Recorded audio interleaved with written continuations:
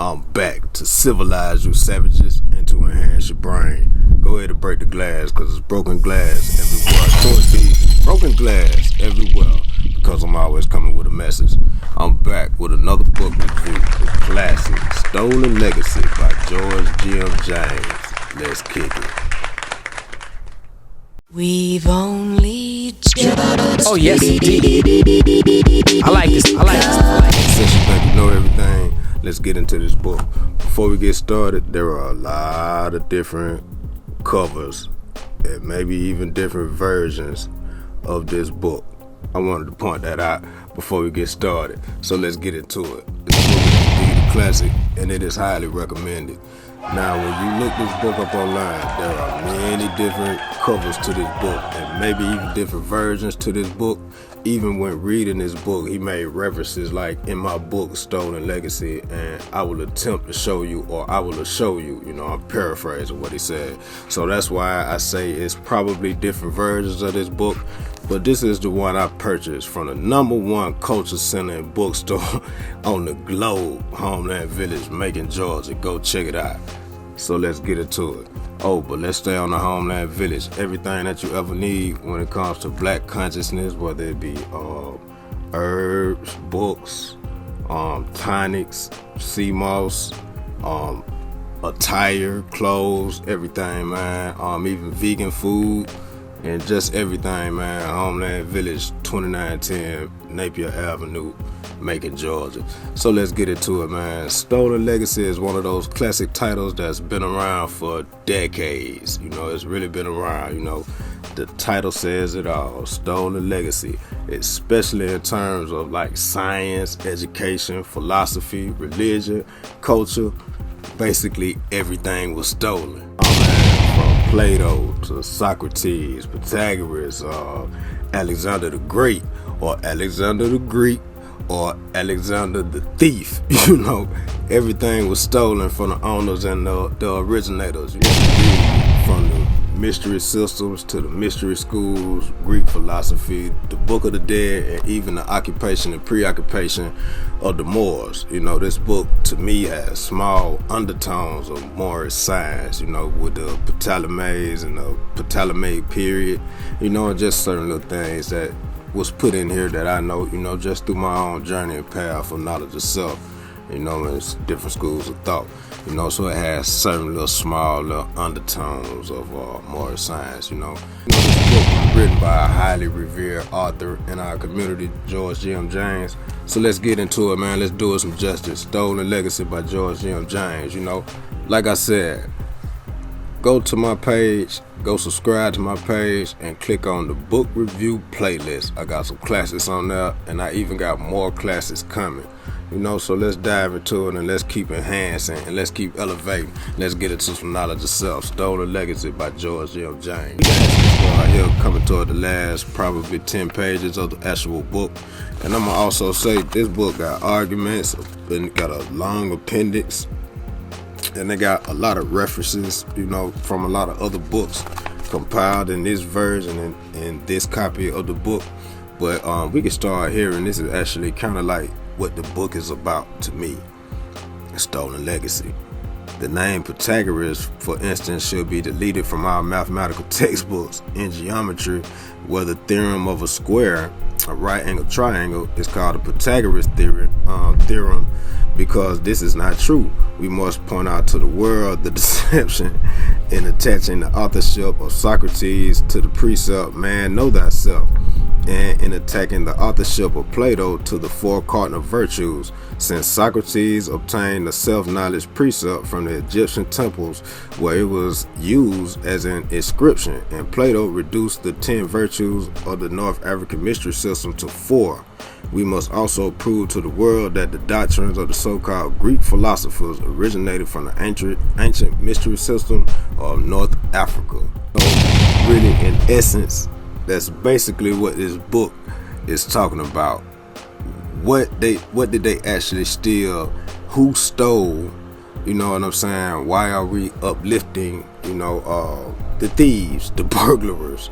Man, a lot of stuff that was in this book, they always talked about stealing from the libraries in the ancient times. Like, that was a real big thing. Stealing and taking from ancient museums and ancient libraries, and actually holding the real scholars and the griots, holding them hostage, and just basically in war times, one of the main things they would do was take away a lot of the technology, a lot of the books, and everything that has to do with cultural advancement to the people they taking it from. I need to get that. I need to make sure that you ain't hide like a gem or a jewel somewhere. So I need to take that, man. I need to take that nuance.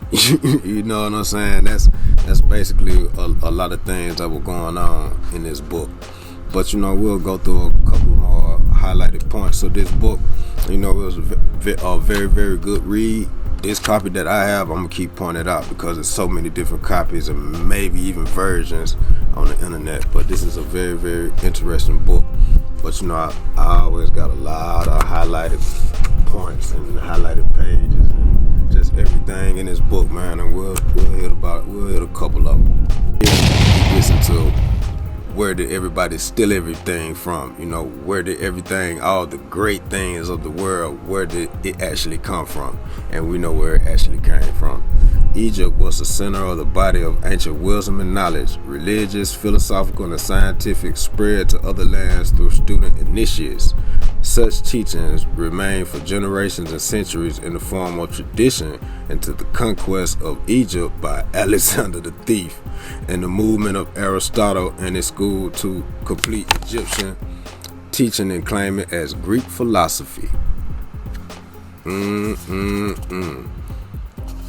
also what you begin to learn when you get into ancient times, especially ancient Africa, you learn that a lot of things, man, everything ain't for everybody, so everybody think they know everything. A lot of things were done in secrecy, and with initiates, and so a lot of things, just was not done for the masses, for everybody to be knowing. Everything ain't for everybody. Schools of philosophy, Chaldean, Greek, and Persian were part of the ancient mystery system of Egypt. They were conducted in secrecy. In keeping with the demands for secrecy, the writing and publications of teachings were strictly forbidden, and consequently, initiates who had developed satisfactory in their training and had been advanced to the rank of master or teacher refrained from publishing the teachings of the mysteries or philosophy. See, everything one for everybody. Consequently, any publication of philosophy could not have come from the pen of the original philosophers themselves, but either from the close friends who knew their views, as in the case of Pythagoras and Socrates, or from interested persons who made a record of those philosophical teachings that had become popular opinion and tradition. Man, see? Can't be telling everybody everything, like everybody can't go on the same path, man. Everybody can't go. Everybody got a different lane, a different rites of passage. It's just different things going on. But a lot of that stuff that was going on in ancient times was done in secrecy. So that's like even how everybody talk about the Freemason stuff. It's always one of those things, man. Where did Freemasonry come from? Did it come from ancient Egypt and ancient Africa? Did it come from some other place? And everything just kind of ties in, and we know that for the most part, a lot of things, especially when it came to high sciences and mathematics and philosophy, it came from the motherland. This one's a good one when he talks about how people try to change history to kind of fit their narrative. And excuse me for laughing from time to time. Before passing on to consider my next proposition, I would like to say that it is an accepted truth that the development of philosophical thought requires an environment which is free of disturbance and worries. The period commonly assigned to Greek philosophy was exactly the opposite to one of peace and tranquility, and therefore it could not be expected to produce philosophy. See, it wasn't no peace and tranquility there, so how are they producing philosophy? The obstacle against the origin and development of Greek philosophy were not only the frequency of civil constant defense against Persian aggression, but also the threat of extermination from the Athenian government, its worst enemy.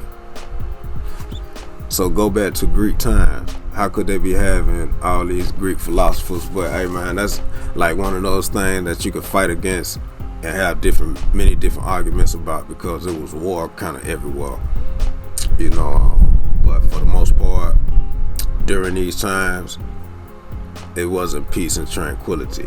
So it's just letting you know that, hey man, this is kind of like, yeah, they getting in there and they stealing. Going through this book, man, it just tell you how they actually got in and how great Egypt was, and you know how people will have to come to Egypt to get initiated into the mystery systems. And you know, even here he say that you Greeks are but children in the secret doctrine. You know what I'm saying? Y'all knew that, but you know how that go, man. But it was just showing basically how they just how it actually happened, and you know, and how they got in to steal the legacy. It is clear from the foregoing description that not only the modern Masonic lodges are copies of the Egyptian temple, and you know, I said something about that earlier. I forgot that was in here, but that was one of my highlighted portions. And you know, it's just kind of like showing you exactly what kind of everything is, and you know exactly you know how great Egypt was, man. It talks about Christianity and how they tried to make Christianity the dominant force, or the dominant school of thought, or the dominant culture, dominant way of living throughout the world. The abolition of the Egyptian mysteries was to create an opportunity for the adoption of Christianity. The Roman government felt that Egypt was now conquered in arms and reduced to her knees, but in order to make the conquest complete, it would be necessary to abolish the mysteries which still control the religious mind of the ancient world.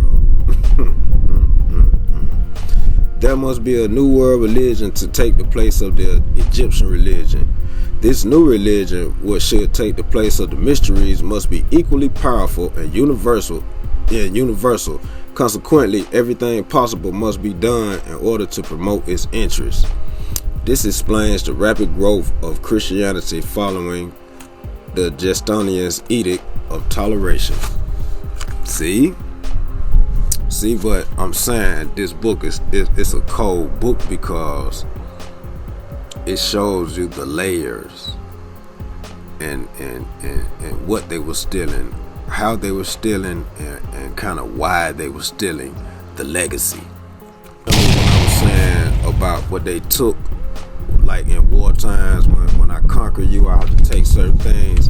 As elsewhere mentioned, it was an ancient custom of invading armies to loot libraries and temples in order to capture books and manuscripts which were regarded as great treasures. They need the knowledge, man. They need all that. Yeah, when we coming for war, when we coming to strip you, we stripping you down. We taking, yeah, I know what to take. Man. I would take some of that other stuff. Man, I'm coming for the mysteries. You know, I'm coming for that knowledge, wisdom cipher. You know what I'm saying? I'm coming for that know-how, that wisdom. The Greeks converted the Royal Library of Alexandria into a research center by transferring Aristotle's school and pupils from Athens to this great Egyptian library. And therefore the students who studied there received instructions from Egyptian priests and teachers until they died out. Yo, man, them people were some cold people. It's like history keep repeating itself. You know how we here in the wilderness of North America, we would say how people from other countries would send their kids here to get whatever kind of education or just get a stake in the land of this wilderness of North America. They would send them over here to get that and get initiated by that with the cultures and customs. It's the same thing as this. It's up here, man, in this wilderness, man. It ain't to me, it ain't nothing mystical and mythical and magical about this place, you know. So, yo, man, that's just me ranting on a tangent.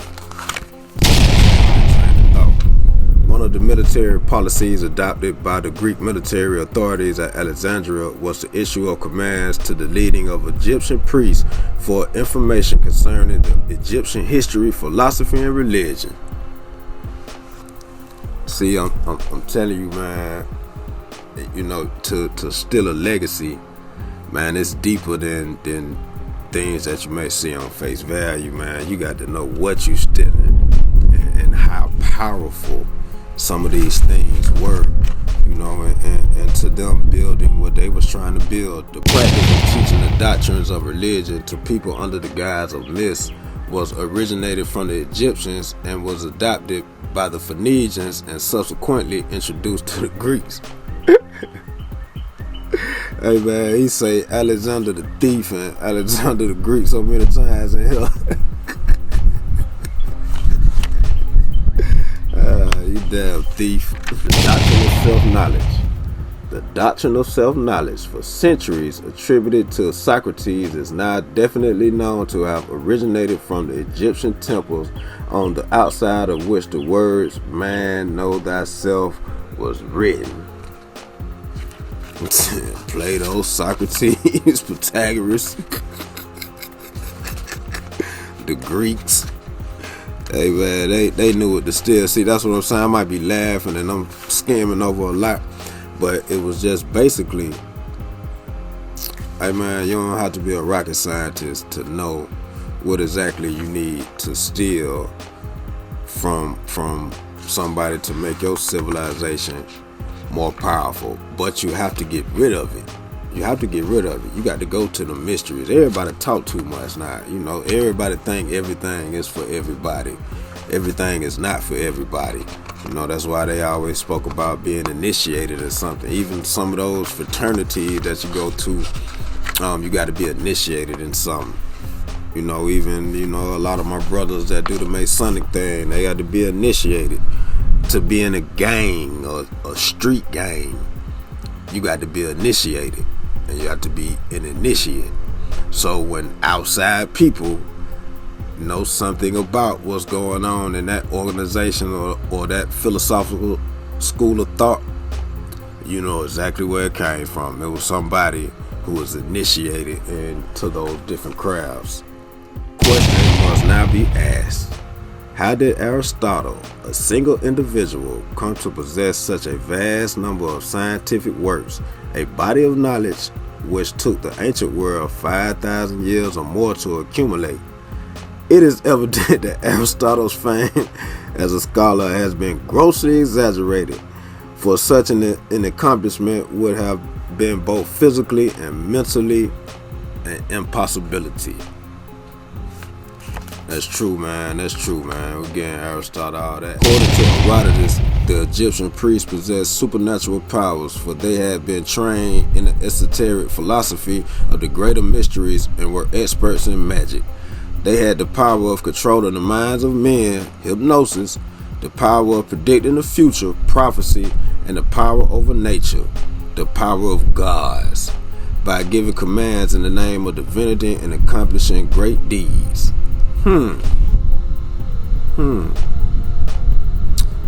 Here it might be well to mention that the Egyptian priests were the first genuine priests of history who exercised control over the laws of nature. Here it also may be well to mention that the Egyptian Book of the Dead is a book of magic formulas and instructions intended to direct the fate of the departed soul. The book of the mystery system of Egypt and the Egyptian priests receiving training in post-mortem conditions and methods of their verification. It must also be noted that magic was applied religion or primitive scientific method.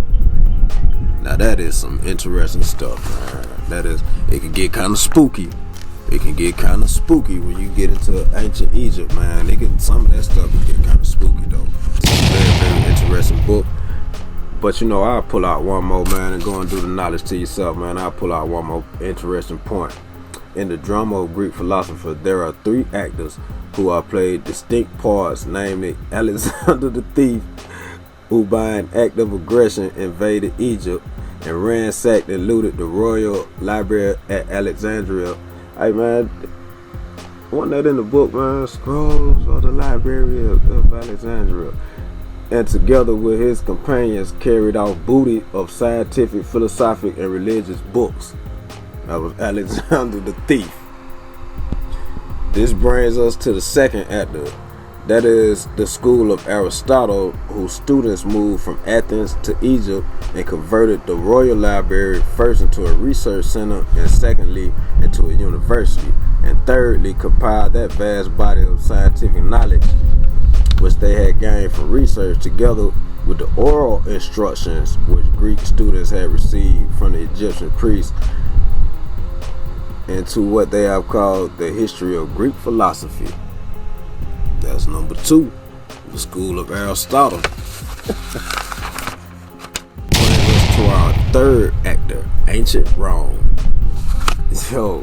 Yo man, go check this book out, Stolen Legacy by George M. James. This is definitely a classic, and I can go on and on with this very, very short book.